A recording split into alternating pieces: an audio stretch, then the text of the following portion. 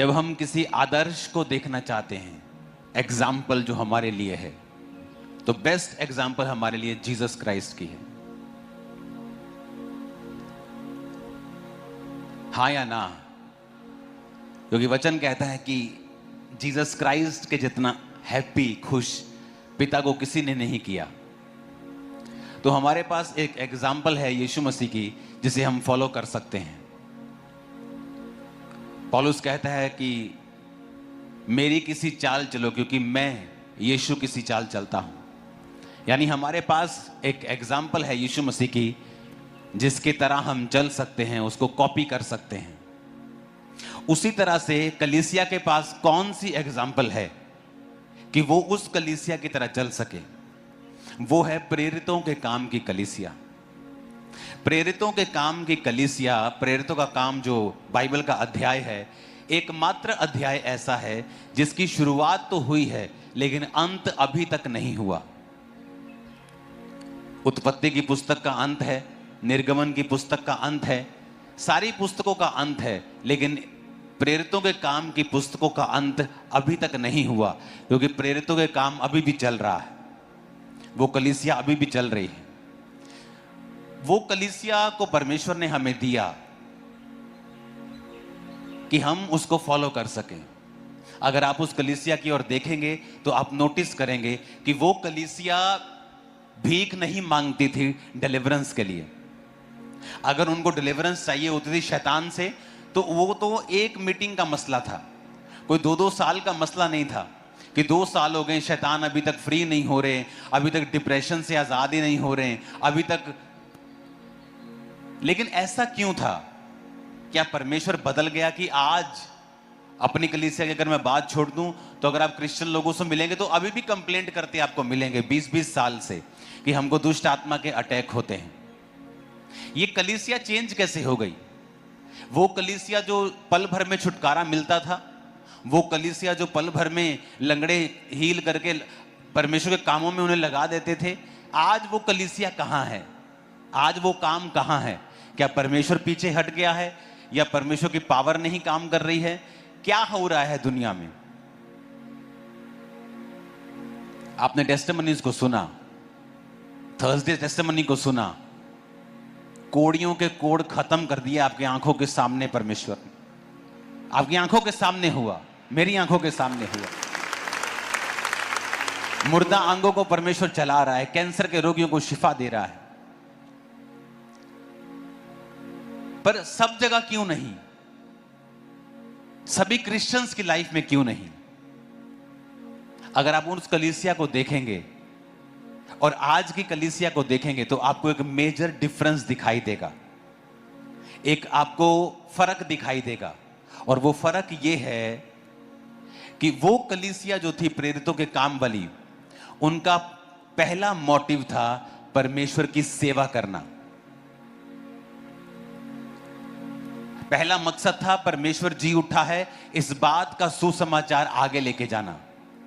जो प्रेरित खड़े हैं उनको सपोर्ट करना और प्रार्थना करनी। और बाइबल कहती है वो रोज प्रार्थना करने के लिए इकट्ठा हुआ करते थे।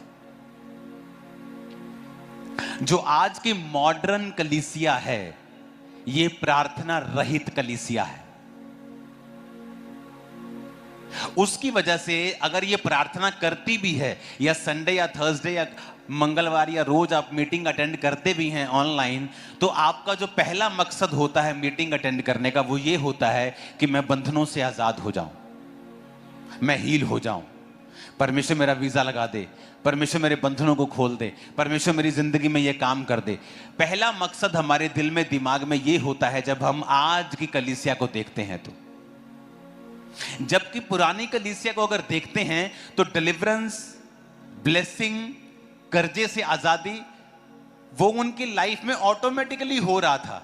उनको उसके लिए एफर्ट करने की जरूरत नहीं पड़ रही थी, क्योंकि जो प्रेरित थे, जो कलीसिया थी, वो इस बात की ओर लगी हुई थी कि हमने परमेश्वर के सुसमाचार को आगे लेके जाना है। और वचन कहता है कि कोई भी अपनी प्रॉपर्टी को समझता नहीं था। लोग अपने घरों को बेचकर प्रेरितों के पांव पर पैसों को रखते थे और वो उससे सुसमाचार का काम होता था, विश्वासियों के कर्जे होते थे वो उतरते थे और बड़ी चीजें होती थी। क्या आज की कलीसिया ऐसी है? क्या आज की कलीसिया प्रार्थना में रहती है? क्या आज की कलीसिया रोज प्रेयर करती है? क्या आज की कलीसिया को यह दर्शन है कि हमने सुसमाचार को आगे लेके जाना है? आप में से कितने ऐसे लोग हैं जो रोज प्रार्थना करते हैं उन पास्टर्स के लिए, उन कलीसियाओं के लिए जिन पर सताव हो रहा है? अभी हाथ खड़ा करो, कितने लोग रोज प्रार्थना, दूसरों के लिए प्रार्थना, सताव वाली कलीसिया के लिए? हाथ हिलाना जरा। हाई नंबर है हमारी चर्च में, खुदा का शुक्र है।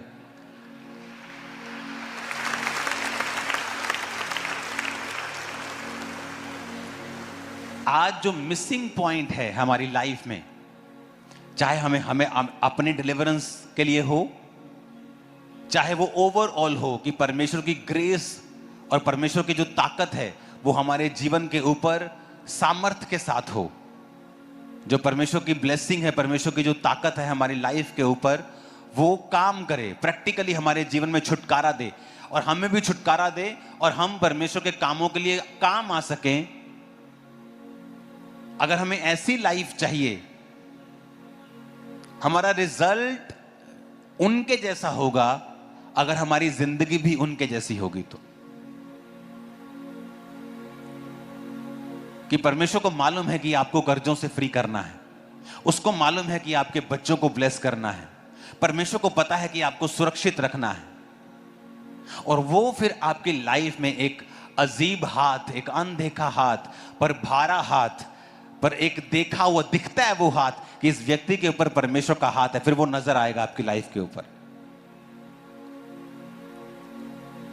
आज की कलीसिया कैसी है? उनको कोई मतलब नहीं है। अगर आप फॉरेन में चले जाएं, आप दुनिया में देखें तो आपको क्रिश्चियंस मिलेंगे जिनको कोई मतलब नहीं है कि क्या वो जीवित चर्च के साथ जुड़े हुए हैं कि नहीं। उनके लिए संडे चर्च जाना भी भारी है।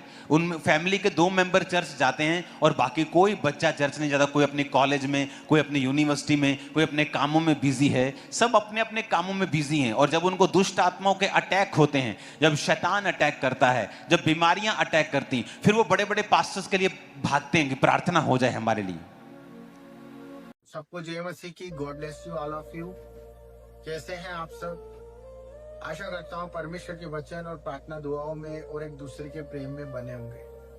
तो दोस्तों, भाइयों और बहनों, मैं आज आपके लिए एक ऐसा विषय लेकर आया हूँ जिस विषय के बारे में हम आपको उस वचन के द्वारा आपको समझाना चाहते हैं, जिस वचन से आप अपने मन का बोझ, अपनी सारी चिंताएं, अपनी हर एक बात को परमेश्वर के चरणों में सौंप सकते हैं। और परमेश्वर आपसे क्या कहता है ये आपको इस वचन के द्वारा पता पड़ेगा।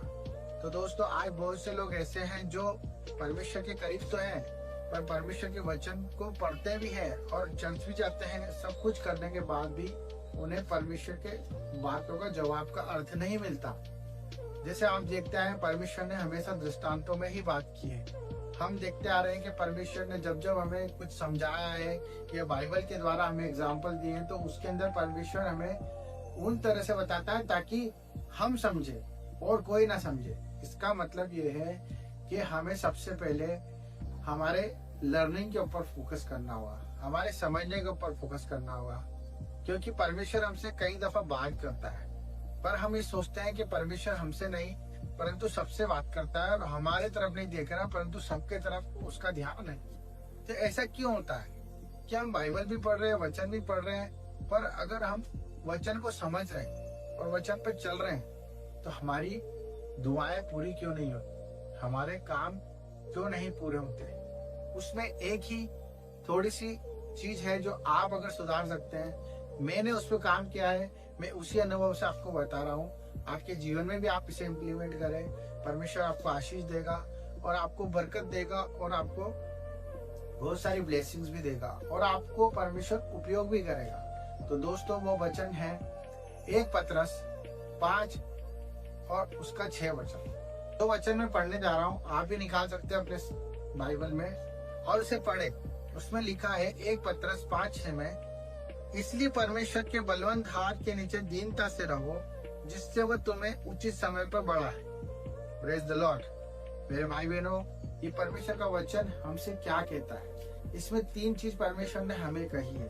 फर्स्ट है कि इसलिए परमेश्वर के बलवंत हाथ के नीचे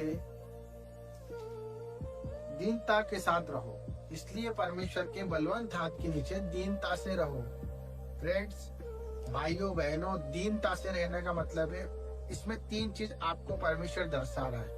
हम जब भी वचन पढ़ते हैं तो उन वचन में ये जरूर ध्यान दें कि परमेश्वर हमसे क्या बोलना चाह रहा है और हम क्या समझ रहे हैं। उसने कहा है बलवंत हाथ और दीनता, और उसके साथ साथ उसने कहा है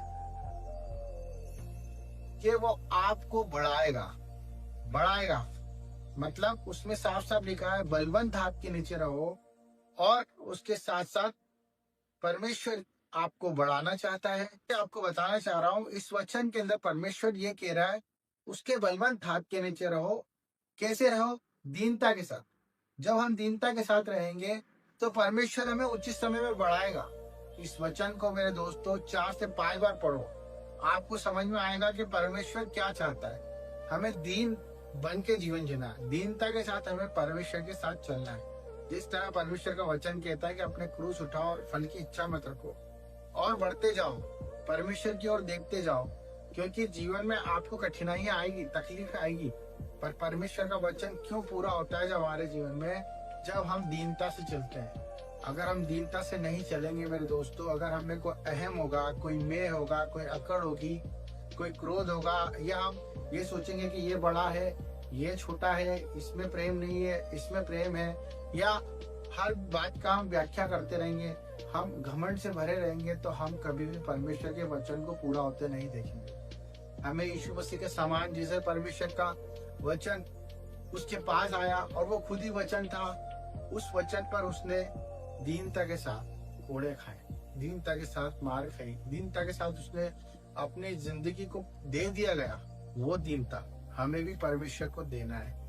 तो परमेश्वर कहता है कि उसके बलवंत हाथ के नीचे हम रहेंगे। हाँ, जब हम दीनता को अपनाएंगे तो परमेश्वर के बलवंत हाथ हम पर बना रहेगा। और बलवंत हाथ नहीं, बलवंत हाथ, वो बलवंत हाथ जिसमें आशीषें हैं, जिसमें चंगाइयां हैं, जिसमें छुटकारा है, जिसमें आपके लिए वो हर एक रहस्य, हर एक वो आशीषें रखिए जो आप आज मांग रहे हैं। दीनता और बलवंत हाथ। परमेश्वर क्यों आपसे ऐसा बोल रहा है? क्योंकि हम कहीं ना कहीं क्रूर होते हैं, कहीं ना कहीं हम अपनी समझ का सहारा ले लेते हैं। क्योंकि परमेश्वर का वचन एक ये भी कहता है कि तू अपनी समझ का सहारा लेना, वरना संपूर्ण मन से परमेश्वर की अधीनता में चले। ये सब क्यों कहा गया है? परमेश्वर ने हमें उचित समय पे बढ़ाने के लिए कहा है इस वचन में। अब उचित समय आपको नहीं पता है, परंतु परमेश्वर को पता है। उसी प्रकार जब कुम्हार इस मिट्टी को बनाता है दोस्तों, तो मिट्टी को बहुत सानता है, बहुत रोंदता है, और फिर उसको चक्के पे डाल के बहुत घुमाता है, और फिर आकार भी देता है, फिर जाके एक मटका बनता है। उसी प्रकार जब तक हम उस कुम्हार को, उस परमेश्वर के पुत्र को, उस परमेश्वर को, पवित्र आत्मा को अपना जीवन नहीं सौंपेंगे, तो हम इस वचन को अपने जीवन में पूरा होते नहीं देखेंगे। हम चंगाई नहीं होते देखेंगे, हम छुटकारा होता नहीं देखेंगे, हम ब्लेस होते नहीं देखेंगे अपने आप को, हम परमेश्वर के करीब नहीं देखेंगे अपने आप को, उसके प्रेम को नहीं जान पाएंगे। तो परमेश्वर हमसे सिर्फ यही चाहता है मेरे दोस्तों, मेरे भाइयों, मेरे बहनों, कि हम समर्पण कर दें। यस, हम अपनी तकलीफों को समर्पण कर दें, अपनी बुराइयों को, अपनी हर एक सोच को, हर एक प्रकार की चिंताओं को जो आज आपके जीवन में बढ़ रही है, जिसका सॉल्यूशन नहीं दिखता है, जिसके लिए आप दिन रात प्रयास कर रहे, कोशिशें कर रहे, करना बंद कर दीजिए। क्योंकि परमेश्वर का वचन कहता है कि दीन बनो, दीनता से चलो, नम्र बनो। जब आप नम्र बनोगे, उसके आज्ञाकारिता में चलोगे, तो वो उसकी तरह से हमें बनाएगा। क्योंकि जन्म देने वाला वो है, और उसी ने हमें रचा, उसी ने हमें गढ़ा, और उसी ने हमें मुर्दों में से जीवित किया। तो हम अपने आप में कैसे अधिकार रख सकते हैं? हम कुछ भी नहीं है। अपनी सारी चिंता, अपनी सारी टेंशन्स, माँ बाप की, परिवार की, कर्जों की, बीवियों की, बच्चों की, पढ़ाई की, एनीवे टेंशंस सब परमेश्वर के अधीनता के साथ दीनता में आ जाओ। जब हम दीनता में आ जाएंगे तो परमेश्वर के इस वचन को पूरा होते देखेंगे। अगर आपको मैसेज अच्छा लगा हो मेरे दोस्तों भाइयों, अपना समर्पण परमेश्वर को दे और मुझे भी आशीष दे कि मैं जो काम कर रहा हूँ उसमें बढ़ूं और आप सबके सामने अच्छे अच्छे वचन परमेश्वर की बातें रख पाऊं। तो thank you for watching my channel. सबको जय मसीह।